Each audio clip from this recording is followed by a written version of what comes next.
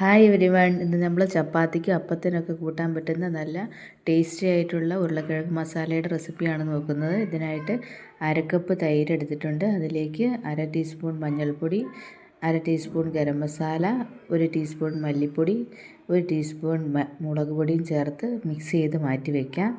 ഇനി ഒരു പാനിലേക്ക് ഓയിലൊഴിച്ച് ചൂടാക്കി 2 ഉരുളക്കിഴങ്ങ് വലുതായിട്ട് അരിഞ്ഞ് പുഴുങ്ങി വെച്ചത് ഇതിലേക്ക് ഇട്ട് കൊടുത്ത് നമുക്ക് ചെറുതായിട്ട് ഫ്രൈ ചെയ്തെടുക്കണം. ഉരുളക്കിഴങ്ങ് പുഴുങ്ങിയെടുക്കുമ്പോൾ ആവശ്യത്തിന് ഉപ്പും ചേർത്ത് പുഴുങ്ങിയെടുക്കേണ്ടതാണ്. ഒരുപാട് ഇളക്കരുത്, അപ്പോൾ ഇത് കുഴഞ്ഞു പോകും. ഹൈ ഫ്ലെയിമിലിട്ട് ഇടയ്ക്കൊന്ന് ഇളക്കി കൊടുത്ത് ഫ്രൈ ചെയ്തെടുക്കാം. ഇത് ഫ്രൈ ആയി കഴിയുമ്പോൾ മാറ്റി വെച്ചിട്ട് ആ എണ്ണയിലേക്ക് തന്നെ അല്പം ജീരകം 1 ടീസ്പൂണോളം ചേർത്ത് കൊടുത്ത് പൊട്ടിച്ചെടുക്കുക. ഇത് പൊട്ടി വന്നു കഴിയുമ്പം 1 സവോള, 1/2 ക്യാപ്സിക്കം, 1 ടീസ്പൂൺ ഇഞ്ചി വെളുത്തുള്ളി ചതച്ചത്, 1 പച്ചമുളകും ചേർത്ത് നല്ലോണം വഴറ്റിയെടുക്കാം.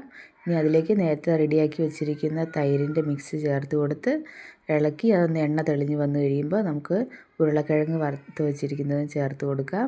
ഇതൊന്ന് മിക്സ് ചെയ്തിട്ട് ഇതിലേക്ക് 1 കപ്പ് തിളച്ച വെള്ളം ചേർത്ത് കൊടുക്കാം. ആവശ്യത്തിന് ഉപ്പും ഈ സമയത്ത് ചേർത്ത് കൊടുക്കാവുന്നതാണ്.